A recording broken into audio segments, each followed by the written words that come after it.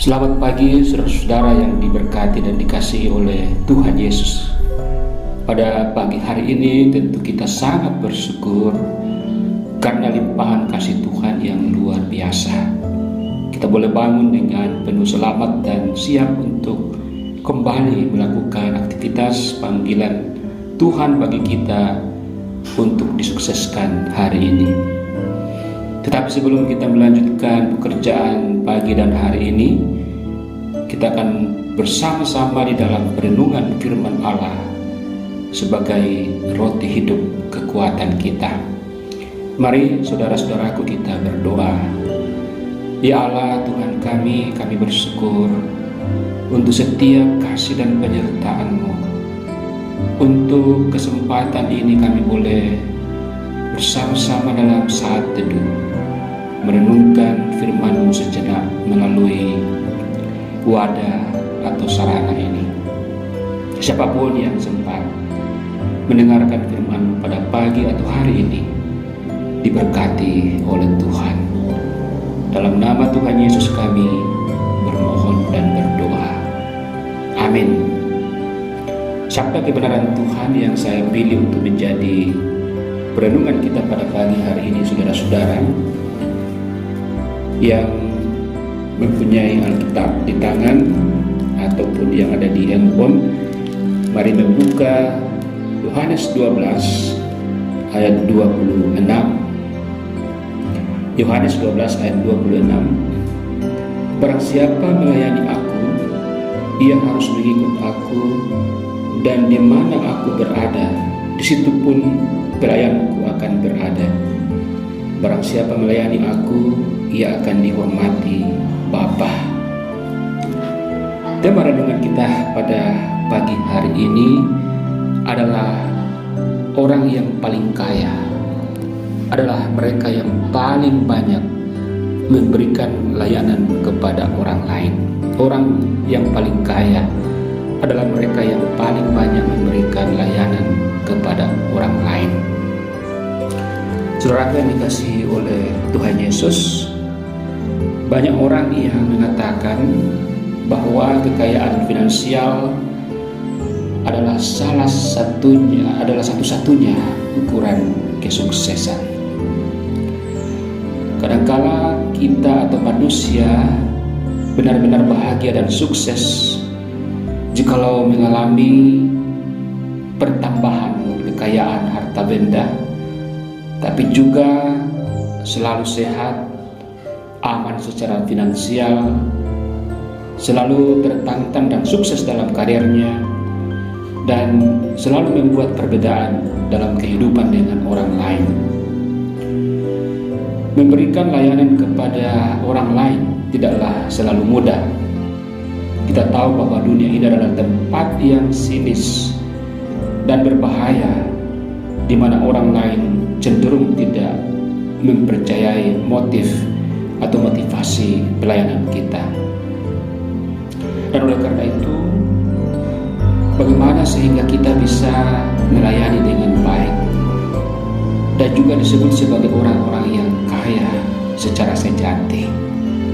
Firman Tuhan hari ini berbicara tentang bagaimana kita melayani Tuhan, mengikut Dia, dan juga selalu berada di mana Tuhan Yesus memerintahkan.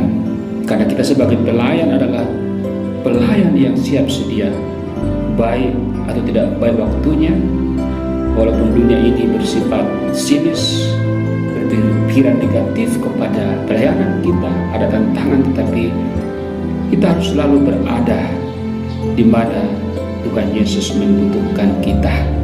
Artinya dalam setiap kehidupan kita. Dan firman Tuhan pada saat sekarang ini diawali juga dengan ayat 25 yang mengatakan bahwa barang siapa mencintai nyawanya, ia akan kehilangan nyawanya.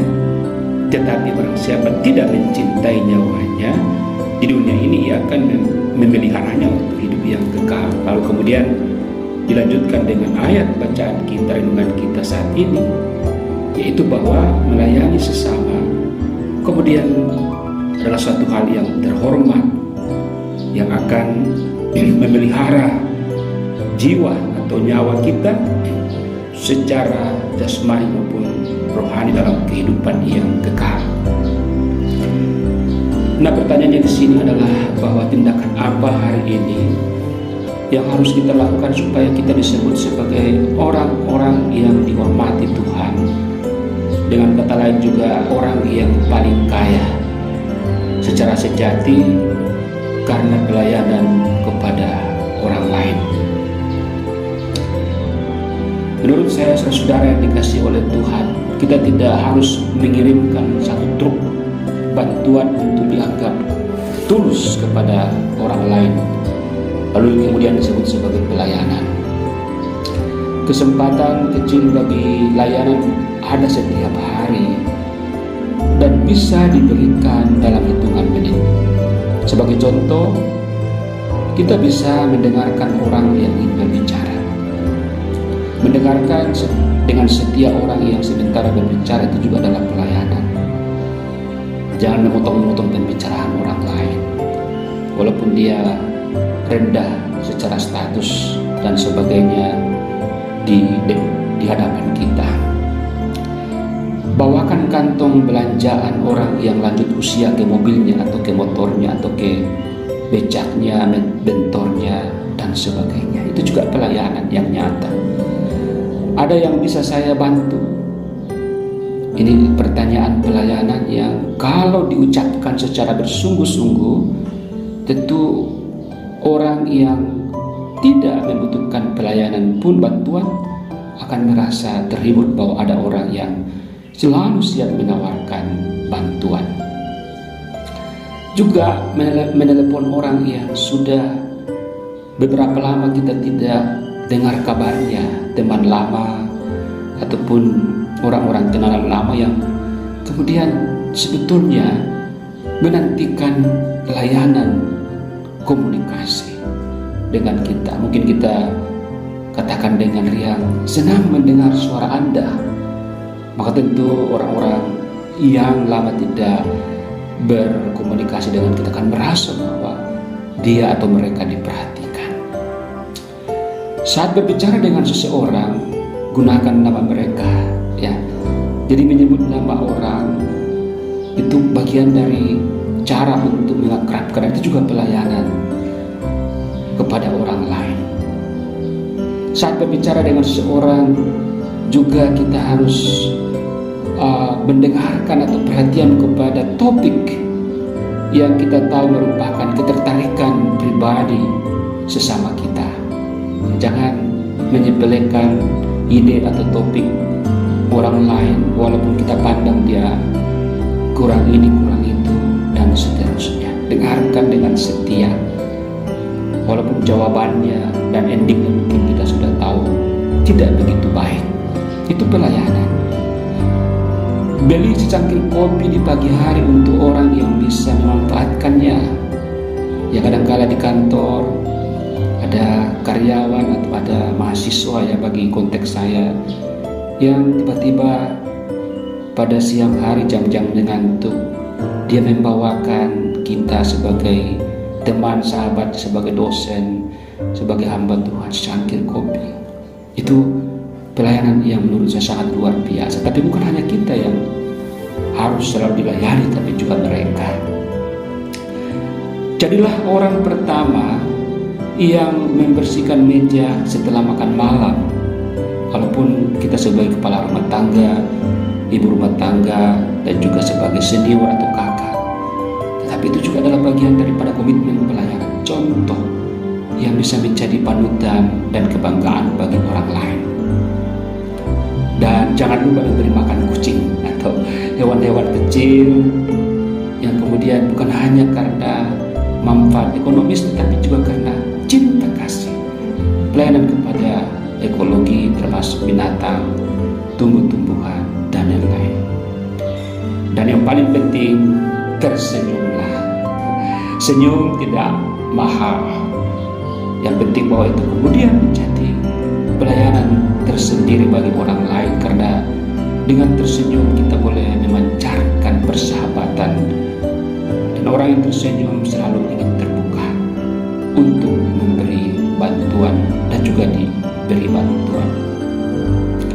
Dan saya kira saudara-saudara, tindakan-tindakan sederhana ini tentu lama-lama akan mendorong kita kepada tindakan-tindakan pelayanan yang lebih besar, lebih maksimal, dan lebih berkualitas. Walaupun pelayanan-pelayanan tadi yang contoh-contoh sederhana bukan berarti tidak berkualitas.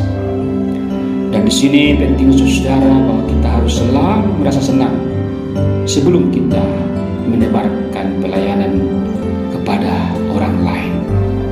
Dan itulah tips hari ini untuk menjadi orang yang paling kaya secara sejati, karena paling banyak memberikan layanan kepada orang lain.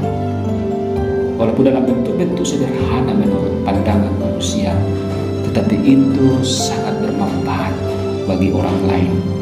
Sebagaimana Tuhan mengatakan bahwa kita harus melayani sesama seperti melayani Tuhan Yesus. Dan ingat, kita akan dihormati oleh Bapa. Semoga kita menjadi orang-orang yang paling kaya dalam hal pelayanan. Tetap setia di dalam melanjutkan tugas aktivitas panggilan hari ini. Tuhan Yesus memberkati. Haleluya.